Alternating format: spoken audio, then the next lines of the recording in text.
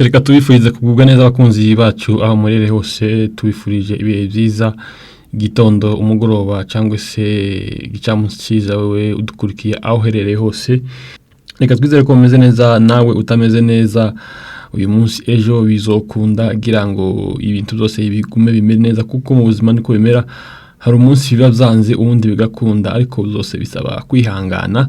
Uyu mwanya rero tugiye kubwira amakuru amwe ahavuga mu binyamakuru bitandukanye, aho duhera mu Minembwe. Uyu munsi kandi habyukiye intambara mu gace kagana mu Rugezi za Bikarakara, aho ngaho hafi ya za Gakangara habyukiye intambara, ubwo Maimai FDLR na Red Tabara bari baje gutera abaturage batuye hariya mu mihana ya Gakangara no kuri Muriza, bityo bitangwa na Twigwaneho ibasha kuba kumirira nyuma bataragera mu mihana.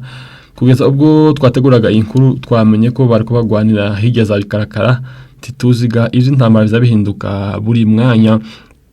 Turaza kuja gato Ibuvira naho hamaze igihe kinini hari akavuyo, ndetse bivugwa ko ku munsi w'ejo bari ko basaka amazu amwe, bivugwa ko ari ay'abanyamurenge. Niko dukesha abanyamakuru bakorera hariya mu mujyi wa Uvira, bakomeza babivuga n'abandi batandukanye ko habaye isakwa amazu y'abanyamurenge hariya mu mujyi wa Uvira. Turajya gato muri Nord Kivu, M23 yafashe mubi itagwanye. M23 kitabiriye guhura n'impuguke za Loni. Aya n'ayandi reka tuze tuyarambure mu kanya gatoya. Tubaye ikaze hano kuri channel yacu, gusa twakubutsa nimba utarakora subscribe uyikore kugira ngo uzozubona ibiganiro byacu ku gihe, ndetse nimba warayikoze kora like, share na comment kugira ngo ibintu bikomeze bigende neza.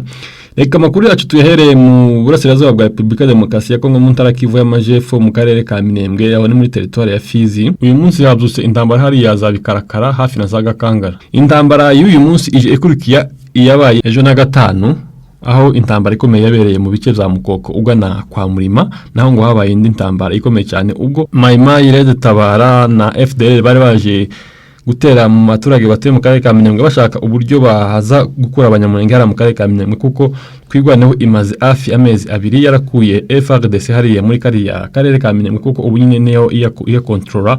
Bivuze ko yari yaje ngo igerageze uburyo kiyabakura hariya muri karere ka Minembwe, ariko bisa nkaho byayinaniye, n'ubundi ikomeje kwisuganya ibice bitandukanye.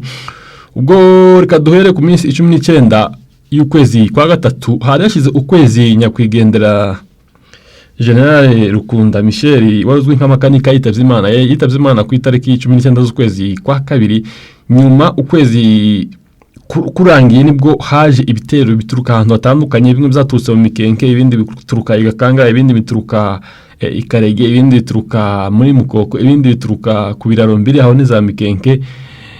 Aho ni ku minsi 19 y'ukwezi kwa gatatu. Bivuga ko byaje gusubizwa inyuma na Twigwaneho, kuko Twigwaneho yari isa nkaho ifite amakuru yuko Maimai n'abandi bafatikanya na FARDC baza gutera hariya mu karere ka Minembwe, ariko baza gusubizwayo na Twigwaneho kuko yari yamenye ayo makuru ko bashobora kuza. Rero ku munsi ukurikiyeho ku minsi 20 nibwo kandi ibindi bitero byaturutse ahitwaza Kivumu na za Gahwera, aho ni muri secteur ya Rurenge ya Fizi, naho niho haje ibindi bitero umunsi ukurikiyeho guhari ku minsi 20. Hanyuma baza gusubizwayo inyuma na Twigwaneho ibasubiraza inyuma, ariko ntago bagiye kureba aho hafi y'iyo mihana, kuko nari nkubwiye bagiye inyuma gato, ariko ntago bagiye kure. Hanyuma ku minsi 21 ubwo hari ejo na gatanu nibwo kandi habaye intambara ikomeye muri Mukoko. Muri Mukoko habaye intambara ikomeye ubwo Maimai FARDC, Red Tabara na FDLR baje ngo bakure abanyamurenge muri karagace ka Minembwe, ariko Twigwaneho iza kubategera ku gaturiro hariya hejuru kuri bariyeri igana muri Mukoko, n'abari baritutse ariko ngo baza gusubizwa inyuma na Twigwaneho ibasha kubasubiza inyuma batarenga ku musozi, kuko bariko bashaka kuza gutera abaturage batera muri karaka ka Minembwe, ariko baza gusubizwa inyuma na Twigwaneho kuko iba yamenye amakuru mbere yuko bazamuka. Rero uyu munsi ku minsi 22 y'ukwezi kwa gatatu umwaka wa 2025 nabwo ngo baturutse kandi ahitwa za Bikarakara, bashaka gutera baturutse Igakangara, ariko ngo Twigwaneho kugeza ubwo twateguraga inkuru byari kuvuga ko bari kubagwanira ahitwa za Bikarakara, ahitwa kwa Bukuru ugana ku isoko ya Kera, naho niho bari kubagwanira uyu munsi kugeza ubwo twateguraga inkuru. Gusa ibitero ngo bikomeje kwisuganya hirya no hino mu karere ka Minembwe bashaka uburyo ki bakura abaturage b'abanyamurenge bari hariya. Gusa abashefu batandukanye bagiye batangaza ko bamaganye bino bitero bibera hariya mu Minembwe, bivugwa ko baje bashaka gukura abanyamurenge hariya. Gusa ntabwo twebutsa ko atari abanyamurenge bonyine batuye muri karere ka Minembwe, hari amoko menshi atandukanye. Tuje mu mujyi wa Uvira gato, ku munsi w'ejo nibwo naho habaye isakwa, aho baza binjira mu mazu y'abaturage cyane cyane abanyamurenge bakagerageza kuyasaka ngo barebe nimba nta bintu bibi birimo. Gusa byari ko bivugwa ko hari abagabo bamwe bari bafashwe, nyuma baza kurekugwa baza gusubira mu ngo iwabo. Gusa turamenya ibyakurikiyeho nyuma y'iryo fungwa ry'abo bagabo no kuri kugwa kwabo. Reka amakuru yacu tuyakomereze muri Walikale. Ku minsi 20 nibwo M23 yafashe Walikale nyuma y'intambara yihanganishije n'ingabo za FARDC muri ako gace ka Walikale, ni muri territoire ya Walikale nyine mu burasirazuba bwa Repubulika Demokarasi ya Kongo. Ikarangira M23 yahakuye ingabo za Repubulika Demokarasi ya Kongo. Ubu M23 yafashe ahandi hitwa Mubi itagwanye. Umutwe wa M23 wigaruriye santere y'ubucuruzi ya Mubi yo muri territoire ya Walikale nyuma y'uko ingabo za leta ya Repubulika Demokarasi ya Kongo zimaze kuyihunga. Iyi santere iherereye mu birometero bibarirwa muri 36 uvuye i Walikale centre mu muhanda uja mu mujyi wa Kisangani. Mubi mu z'umwihariko izwiho kuba ibamo ibirombe byinshi cyane zo mu y'agaciro ubwoko bwa gaseregeti. M23 yigaruriye uyu mujyi na gatatu ku minsi 21 ku kwezi turimo. Amakuru avuga ko yafashe itagwanye kuko mbere yo kwigeramo ihuriro ry'ingabo za leta ryari ryamaze kuyihunga. Amakuru avuga ko M23 ihanze amaso cyane umujyi wa Kisangani ufatwa nk'umugwa mukuru w'intara ya Chopo, bijanye no kuba ingabo za leta Kongo zibifashisha mu kugaba ibitero by'indege z'intambara za drone ku birindiro byayo ndetse no ku baturage bo mu duce igenzura. Biravuga ko M23 ishobora gukomeza ijaza Kisangani nyuma yo gufata Walikale, kuko urumva iri gufata amabarabara akomeye ahuza imijyi minini ikomeye muri Burasirazuba bwa Repubulika Demokarasi ya Kongo. Urumva nyuma yo gufata Walikale biravuga ko ishobora kwerekeza ahitwa za Walikale.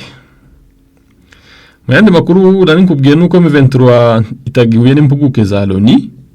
Umutwe wa M23 kuri uyu wa gatandatu ni Posho watangaje ko gahunda yo yari hari yo guhura n'impuguke z'umuryango w'abibumbye yahindutse ku munota wa nyuma. Umuvugizi w'uyu mutwe Lawrence Kanyuka yatangaje kuhinduka ry'iyo gahunda ryatewe n'ibindi byihutirwa. Yagize ati, binyuranyije na gahunda yari yemeranyijwe n'impuguke za Loni muri Kongo, inama yari yateguwe tikibaye kubera ibyihutirwa zabaye ku munota wa nyuma. AFC M23 irisegura kuri impinduka zabaye.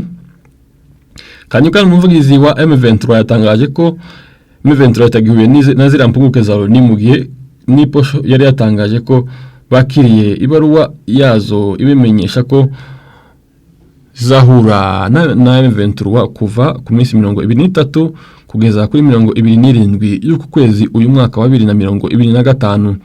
Muzari kwa bigenza izi mpuguke za Loni mu mujyi wa Goma hari gusuzuma ibyifuzo bya M23 kuri leta ya RDC, ihagarikwa ry'imigwano no kugira ngo ibikorwa z'ubutabazi bikomeze no gucura impunzi ziri mu mahanga n'imbere mu gihugu. Izi mpuguke kandi zagomba gukusanya amakuru ajanye n'ubufatanye bw'ingabo za RDC n'imitwe yitwaje intwaro FDLR, CNRD, FLN ugwanya ubutegetsi bw'u Rwanda ndetse n'ibikorwa by'ingabo z'u Burundi muri Kivu y'Amajyaruguru no muri Kivu y'Amajyepfo. Byari biteganyijwe ko kandi ko zizasuzuma imibereho y'abasirikare ba RDC nabo mu yindi mitwe barambitse intwaro nyuma yaho abagwanyi ba M23 bafashe umujyi wa Goma ku minsi 27 y'ukwezi kwa kwanza na Bukavu ku minsi 16 y'ukwezi kwa kabiri.